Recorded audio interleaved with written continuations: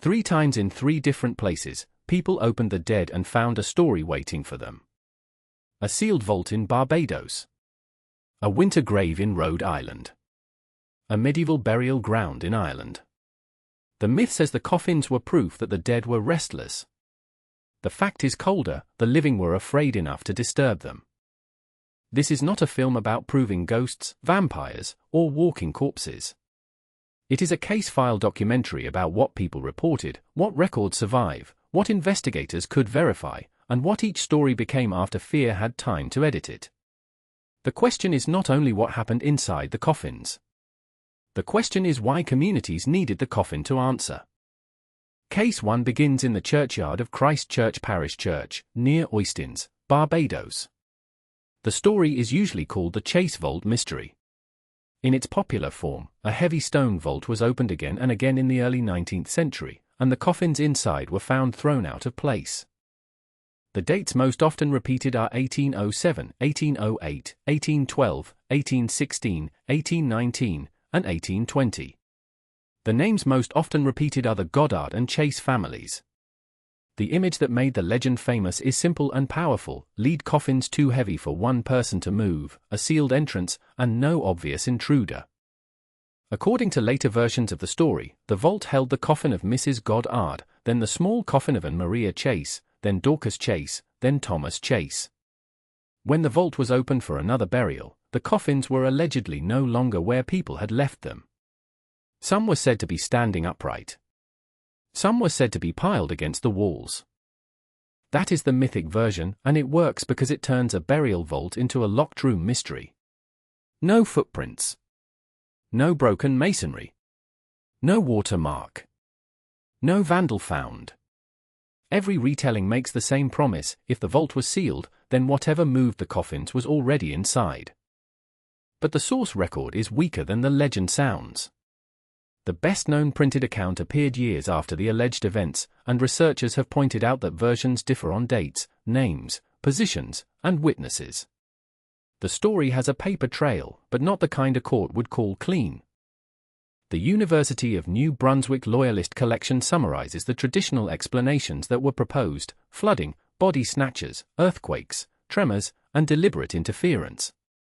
The same summary also shows why the legend survived. Every ordinary explanation was easy to attack in one detail or another, leaving the vault available for fear. A modern skeptical review in Skeptical Inquirer pushed harder on the foundation of the tale. Benjamin Radford noted that the Chase Vault story appears inside a wider family of moving coffin legends, not as a uniquely documented miracle. He also emphasized that missing contemporary records matter when a claim depends on repeated public openings. So what can we honestly say? We can say there is a long-standing Barbados legend attached to Christ Church Parish Church. We can say 19th century writers helped spread it. We can say later investigators found contradictions. We cannot honestly say that heavy coffins physically moved by themselves. That does not make the Chase Vault useless. It makes it more interesting. A weakly documented haunting can still reveal a strongly documented human pattern. When a tomb is sealed, people treat it like a promise. If the promise is broken, the imagination rushes in before the evidence does.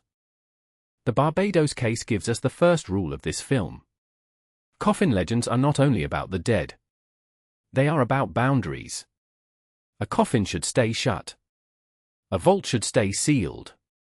A grave should keep its answer underground. When that boundary fails, communities start writing explanations with whatever fear is closest. There is another reason the Chase Vault stayed alive. The story has architecture. A stone slab, a staircase, a chamber, lead coffins, and official witnesses make the listener feel as if the case can be reconstructed like a crime scene. Even when the source record phrase, the room itself gives the legend a body. That is why skeptical wording is not a weakness here. It is the difference between a campfire story and a documentary. We can let the image of the vault do its work while still admitting that the strongest surviving accounts arrive too late, disagree too often, and may belong partly to folklore rather than event history. Case 2 moves from a tropical churchyard to a coal town in New England. Exeter, Rhode Island, March 1892. A family named Brown had been losing members to consumption, the disease now known as tuberculosis. In the 19th century, it could move through a household like a curse. George Brown's wife, Mary Eliza, died in 1883. His daughter Mary Olive died in 1884. His daughter Mercy Lena Brown died in January 1892, at 19 years old. Then his son Edwin became desperately ill. The medical fact was tuberculosis. The local fear was that one of the dead was feeding on the living. This is the Mercy Brown vampire incident, one of the most famous late examples of the New England vampire panic. The word vampire here does not mean a cape, a castle, or a movie monster. It means a folk diagnosis. A dead relative was believed to be drawing life from surviving family members. On March 17, 1892, Mercy Brown's body was exhumed from the cemetery behind the Baptist Church in Exeter. Other family bodies were also examined. Mercy had been buried only a short time, in winter ground, and her body was found less decomposed than people expected. To frighten neighbors, that detail became evidence. The Rhode Island Historical Society treats the story as part of a broader New England pattern. Desperate communities facing consumption sometimes opened graves, looked for signs of fresh blood or slow decay, and performed rituals on remains. It was not science. It was panic under the pressure of repeated death. In Mercy's case, accounts say her heart and liver were removed and burned. The ashes were mixed into medicine or water and given to Edwin Brown. It did not save him. Edwin died later that year. The ritual answered fear for a moment, but it did not answer the disease.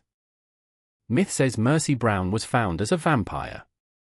Fact says a young woman who died of tuberculosis was exhumed during winter, when decomposition would have been slowed, by people who did not understand the illness killing their family. The horror is not that Mercy returned. The horror is that fear made her death incomplete. This is why the case still feels invasive. The coffin was opened not because Mercy had done anything, but because the living had run out of explanations they could endure. Tuberculosis took bodies slowly. The vampire story offered a target, a ritual, and the illusion of action. There is another fact worth holding. Mercy Brown became famous because the case happened late enough to collide with newspapers, folklore collectors, and eventually modern vampire culture. But she was not alone. Across New England, similar anti-vampire exhumations occurred in the 18th and 19th centuries. The Mercy Brown case gives us the second rule. Sometimes the coffin is open because people want proof. Sometimes it is open because people want control. In Exeter, the question was not only what was inside the grave. It was whether a grieving family could force death to explain itself. If the Mercy Brown story is told carelessly, Mercy becomes the monster. That is backwards. The documented pressure was on the living, a father watching his household collapse, neighbors watching a disease they could not see, and a community inheriting older beliefs about the dead at the exact moment medicine had not yet reached them. The 19th century word consumption matters because it describes what people thought they were seeing. A person wasted away. Strength disappeared. Color left the face. Breathing failed slowly. To a frightened household, it could look as if life was being taken. The vampire explanation was false, but it was shaped around visible suffering. That does not excuse the ritual. It explains why it could happen. A coffin became a medical instrument because the real medical instrument was missing. The grave was opened not after certainty, but after desperation had made certainty feel unnecessary. Case 3 is older, stranger, and less like a story told around a fireplace. It comes from Kilteasheen, near Loch Key in County Roscommon, Ireland. Archaeologists working there excavated a medieval burial ground and found unusual burials among many ordinary ones. The Loch Key Archaeological Project reports that nearly 150 skeletons were excavated and examined at Kilteasheen. Among the discoveries were burials that drew public attention because stones had been placed in the mouths of 2 skeletons. News reports described researchers interpreting this as a possible attempt to prevent the dead from returning. This is where myth can run too fast. The headline version says archaeologists found medieval zombies or vampires. The careful version says the burials were deviant or unusual, and that stones in the mouth may reflect a belief that the dead could harm the living if not ritually restrained. The distinction matters. Archaeology does not give us a witness saying, "We feared this person would walk." It gives us material evidence: bodies, stones, burial positions, dates, and context. Interpretation has to move slowly because the people who placed the stones left no explanatory note. CBS News reported that the skeletons were excavated between 2005 and 2009 and dated to roughly 1,300 years ago. The stones were not random decoration. They were placed where the mouth had been. That placement is the unsettling part because the mouth is where a dead person might bite, speak, curse, or breathe in folklore. At Kilteasheen, there is no coffin to open in the modern sense. There is something more intimate, a grave opened centuries later, revealing that someone in the past had already acted as if the dead needed to be stopped. The fear was not invented by the archaeologist. It was recorded in the burial itself. The myth says these were vampires. The fact says these were medieval people buried in a way that suggests anxiety about the dead. Those are not the same claim. One belongs to horror vocabulary. The other belongs to archaeology, folklore, and the study of how communities manage dangerous memory. Kilteasheen gives us the third rule. A coffin legend can survive without a coffin if the burial has been marked by fear. A stone in the mouth is a sentence written in the body: do not speak, do not bite, do not return. The Irish case also warns us against using modern monster labels too quickly. A medieval community did not need to share our vampire category to fear a harmful dead person. Across European folklore, the dangerous dead could appear as revenants, restless corpses, oath breakers, plague carriers, cursed figures, or people whose deaths did not fit the social order. Archaeologists use the phrase deviant burial for graves that depart from expected practice. That phrase is useful because it does not pretend to know the whole belief system. It simply says the burial was marked as different. At Kilteasheen, the stones make the difference impossible to ignore. Imagine the act itself. Not the horror movie version. The human version. Someone had to choose the stone. Someone had to place it. Someone had to believe, or at least accept, that the mouth mattered after death. The fear entered the ground before the archaeologists ever arrived. Now put the three cases beside each other. Barbados gives us a sealed vault where coffins allegedly moved. Rhode Island gives us a known disease translated into a vampire ritual. Ireland gives us a medieval burial altered to restrain the dead. 3 locations. 3 records. 3 different levels of evidence.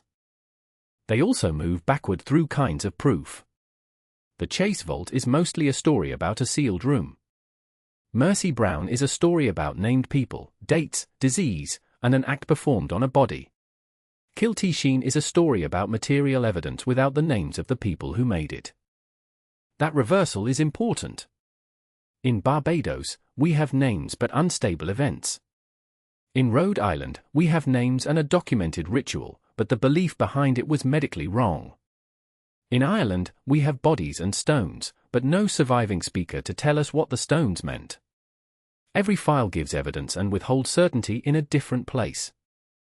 A lesser version of this film would rank them by which one is most paranormal. That is not the useful ranking.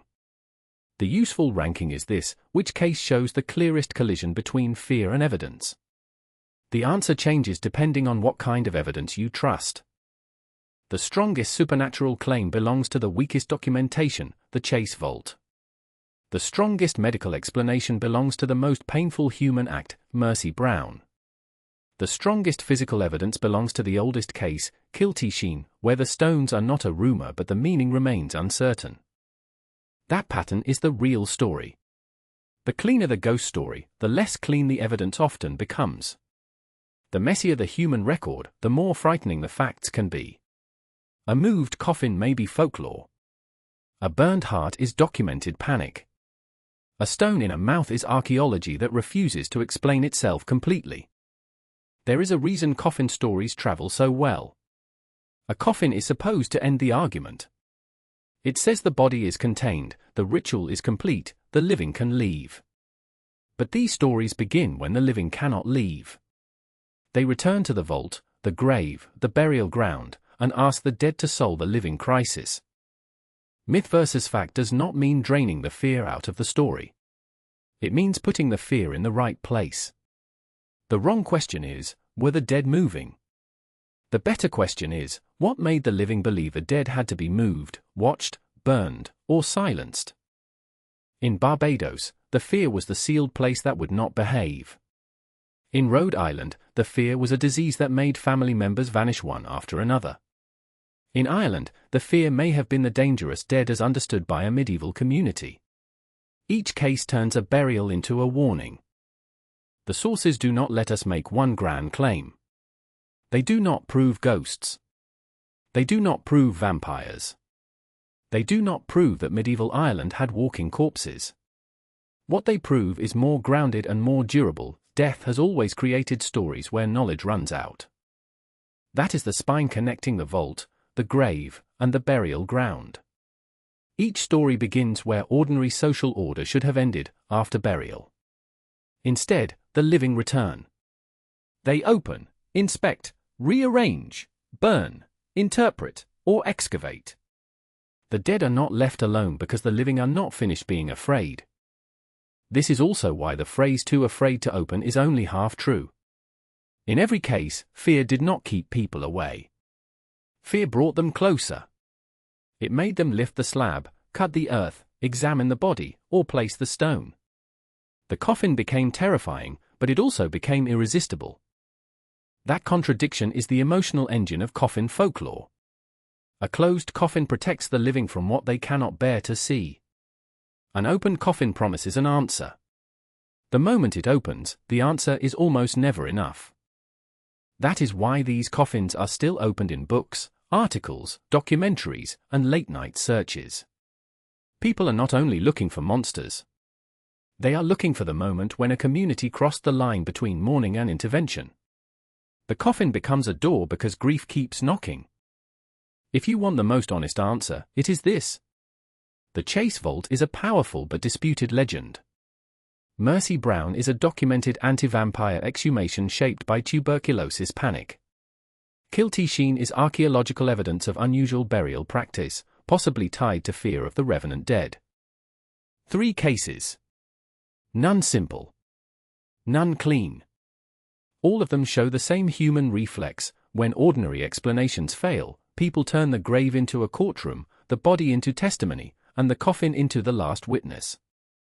So which case is the most disturbing? The coffin said to move when no one was inside, the young woman whose family opened her grave to fight a disease, or the medieval skeleton silenced with stone?